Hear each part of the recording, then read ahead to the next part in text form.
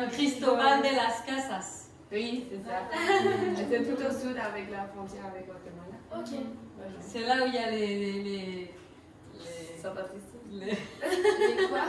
Il y a eu une époque, il y avait un groupe armé qui s'appelait les Zapatistas. Et c'était très connu internationalement parce qu'ils ont fait bien de bazar dans la terre et dans la ville. Donc, mais maintenant, c'est plus calme. C'est calme. C'est la région la plus typique du Mexique. Ah ouais? Ouais. Ouais. Et c'est la jungle en fait. Ouais. En termes de végétation, c'est magnifique. Il y a des sites mayas qui sont très beaux là-bas. Palenque. Et c'est hyper typique du Mexique, quoi. C'est vraiment ce qu'il y a de plus typique.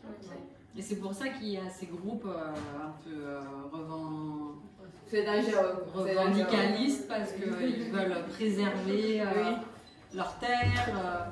Ils sont encore beaucoup de traditions ancestrales. Avec plein des Indiens. Ouais. Avec C'est la zone la plus indigène du Mexique. Ouais. Il y a des coins comme ça aussi au Brésil. Moi j'habite au Brésil et il y avait ça aussi dans certaines régions. Ah bon? Ouais. Mais on les voit pas trop dans la rue parce qu'ils sont calmes dans leur Oui, ils village. restent dans leur village. Ouais, mais quand tu vas, t'as l'air comme si c'était toi la différente et que tu as tes habits avec ton jeans, des chaussures. Parce que là, ils ont pieds nus partout. Oui, oui. C'est vraiment spécial. D'accord, je vous emmène. Un café. Oui. Et vous vivez où en Espagne? Moi, voilà. Toutes les deux de où? De Valence. De Valence. Ok. Ça, c'est le cas. C'est près de la mer et... Est-ce qu'il y a toujours comme des filles au père qui veulent, bon, des filles ou des garçons qui veulent toujours être filles au père maintenant, même si Beaucoup. elle est actrice? Beaucoup. Encore plus peut-être. Ouais. Il y en a beaucoup et après parce que je pense qu'avec la crise, tout le monde a envie de voyager. Et on a toujours envie de faire ce qu'on ne peut pas faire, donc tout le monde a envie de voyager. Après, il y a aussi le fait qu'il y ait beaucoup d'étudiants ne vont plus à l'école, à l'université, et qu'ils sont chez eux, ils en ont marre d'être enfermés chez eux, donc ils ont envie d'être au pair pour changer de vie. Et après, ce qui est difficile, c'est que on a aussi des familles qui veulent accueillir des au pairs. Mais pour l'instant, tu peux pas venir en France si tu n'es pas européen. Parce que le visa, avec le Covid, on n'a pas le droit de rentrer sur le sol français à cause du Covid en fait. Il n'y a plus de visa, il n'y a plus de voyage. Oui, les ambassades, ils sont toujours fermés. Pour avoir un motif. Impératif. Donc en Europe, ça va. Mais hors Europe, c'est plus compliqué. Pourquoi tu as voulu être au pair? Qu'est-ce qui t'a fait envie?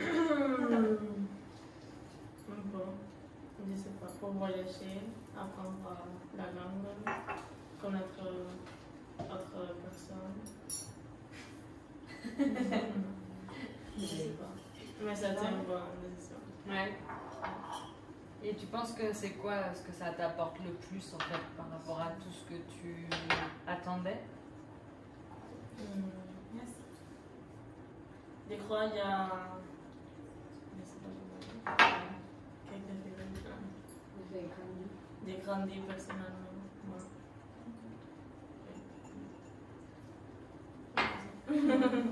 Moi, c'est ce que je crois. Je crois que moi, j'ai pas été au pair. J'ai habité au Mexique, mais j'ai pas été au pair. Mais je pense que quand on voyage à votre âge, la première chose que ça apporte d'être au pair, c'est qu'on apprend à se connaître. Moi, c'est ce que je pense. Et je pense que c'est pour ça que j'aime autant cette expérience. Et j'ai eu 6 filles au pair. Cette année, c'est la première année qu'on n'a pas de filles au pair depuis 6 ans. Et ça me manque beaucoup. Oui. Ouais. Mais j'ai 2 filles au pair qui sont venues chez moi, qui sont encore en France. Elles viennent des fois en vacances. Ça, c'est cool. Et j'adore avoir des filles au père à la maison, déjà parce que je trouve que pour les enfants, ça leur apprend à partager leur maison et à accueillir quelqu'un qui parle une autre langue, qui vit dans un autre pays. Ça leur fait, si petits, ils comprennent que ben, le monde est, on peut être différent, mais on est quand même, il y a plein de choses à apprendre les uns des autres en fait. Et que même si on parle pas la même langue, on peut se parler, on peut se comprendre. Et ça, je trouve que c'est génial. Et je le vois aujourd'hui. Les enfants, ils grandissent. Et je pense que ça, le fait d'avoir été habitué à avoir des opéras à la maison, ça les aide pour aller plus aider leurs copains, pour aller plus vers les autres en fait, et de être moins renfermés.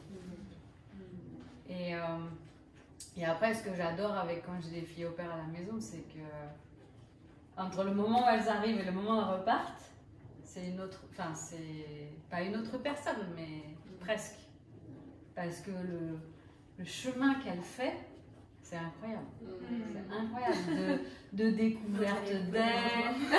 Qu'est-ce que tu dis? J'aimerais que comme Ce soir. Oui. Non. Tu peux venir le week-end.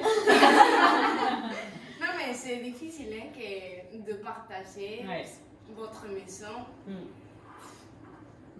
Oui, c'est difficile de partager sa maison. De partager sa maison, de partager sa vie intime, et sa vie du quotidien, parce que moi, il y a plein d'amis qui me disent mais comment tu fais pour avoir une au-pair chez toi? Moi, il y a des matins, je suis pas de bonne humeur et j'ai pas envie de voir quelqu'un. Et bien, je dis oui, mais c'est pas grave. Je lui dis ce matin, je me suis mal réveillée. Mais communication. Et ouais, moi je trouve ça, et je pense que c'est, que c'est ce que tu apprends, parce que tu retiens le plus, c'est ça. C'est comment toi tu grandis, parce que il n'y a pas beaucoup d'occasions dans la vie où tu te retrouves tout seul, sans tes parents, sans tes copains. Et là, tu te dis, en fait, ça repose sur moi, quoi. Il faut que je bouge. Oui, c'est ça. C'est ce qu'on parlait l'autre jour, que oui, tu peux avoir des copains et des copines quand tu es dans d'autres pays, mais à la fin, quand tu rentres chez toi, ou tu es triste, ou tu es en stress, tu as l'anxiété parce que Covid, tu ne sais pas qu'est-ce que ça va se passer le futur, tu te rends compte que tu es seul, ou que les problèmes dans la maison, mais tu es seul et il faut que personne ne va t'aider, c'est que toi. Et c'est quand tu dis, ok, bon, maintenant il faut savoir qui je suis, qu'est-ce que je veux, qu'est-ce que je veux pas. Et après, aller réaliser ton rêve et les faire, et les vivre, non? Parce que sinon, on pourrait se faire tout. Donc, oui. Moi, j'ai pensé avant d'être au père que c'était juste comme s'occuper des enfants, parce que ma mère était au père à l'époque. Ça ne s'appelait pas au père, elle me racontait, mais elle s'occupait aussi des enfants aux États-Unis. Et elle m'a raconté sa expérience. Et maintenant, à présent, il se parle toujours avec sa famille d'accueil. Il m'envoie des cadeaux. Et les enfants, il y a eu 4 enfants. Et maintenant, ils sont tous mariés avec des enfants et tout ça.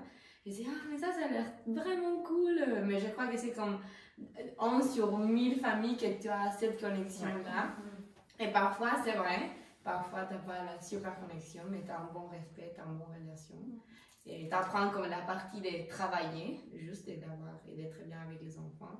Mais parfois, tu arrives avec une super famille, avec tu partages plein de choses, peut-être pas tout, mais en partie de toi que tu connaissais pas, qui s'est arrivé. Et c'est pas juste de s'occuper des enfants, c'est aussi c'est plein de choses de plus que je crois que ça t'apporte aussi.